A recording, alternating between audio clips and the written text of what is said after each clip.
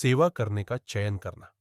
हमारा मुख्य धर्म ग्रंथ प्रेरितों के काम अध्याय 6 पद 1 से 7 तक से आता है, जहां आरंभिक कलीसिया को एक दुविधा का सामना करना पड़ा था, जिसका समाधान ईश्वरीय बुद्धि से किया गया था।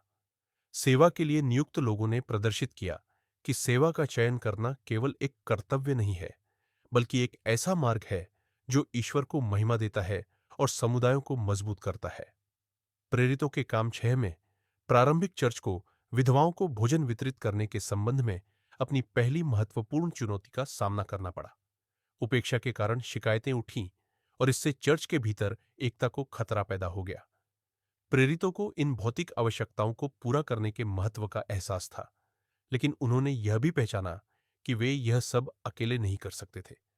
उनमें से ग्रीक यहूदियों ने हिब्रू यहूदियों के खिलाफ शिकायत की, क्योंकि भोजन के दैनिक वितरण में उनकी विधवाओं की अनदेखी की जा रही थी।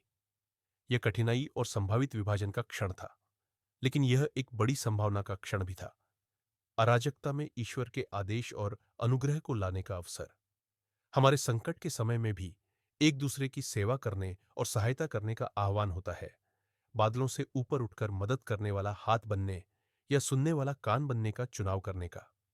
प्रेरितों ने निष्पक्ष वितरण सुनिश्चित करने के लिए आत्मा और बुद्धि से भरे 7 लोगों को नियुक्त करके जवाब दिया। इस निर्णय ने सद्भाव लाया और प्रेरितों को अपनी शिक्षा और प्रार्थना जारी रखने की अनुमति दी। यह सेवा कोई कम कर्तव्य नहीं है, बल्कि एक दिव्य आह्वान है जिसके लिए आध्यात्मिक उपहार और समर्पण की आवश्यकता होती है। दूसरों की सेवा करना परमेश्वर पर हमारे भरोसे और मसीह यीशु में उनके उदाहरण के प्रति हमारी आज्ञाकारिता की अभिव्यक्ति है, जो सेवा करवाने के लिए नहीं बल्कि सेवा करने के लिए आए थे।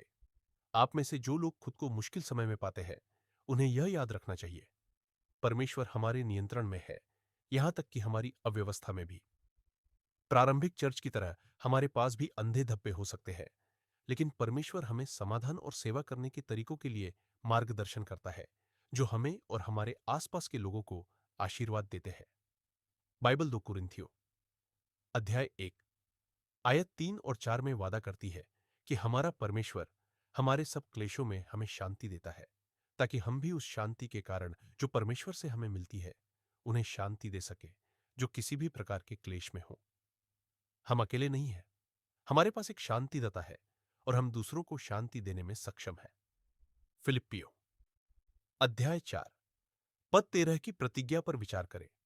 जो मुझे सामर्थ्य देता है, उसमें मैं सब कुछ कर सकता हूं।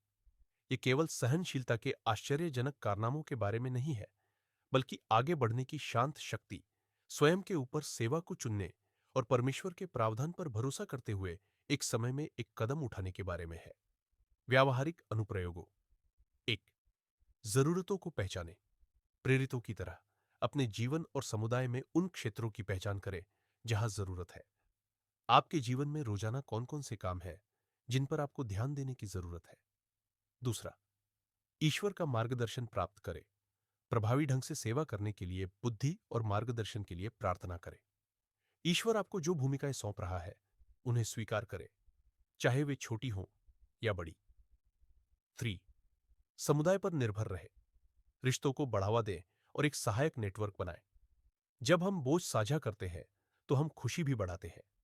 जैसा कि हम इस अंश और सेवा करने के आह्वान पर विचार करते हैं, मैं आपको इस सप्ताह विश्वास में आगे बढ़ने के लिए चुनौती देता हूं। एक विशिष्ट क्षेत्र चुनें जहां आप सेवा कर सकते हैं, चाहे वह हमारे चर्च की दीवारों के भीतर हो या समुदाय के बाहर, और खुशी से इसके लिए प्रतिबद्ध हो।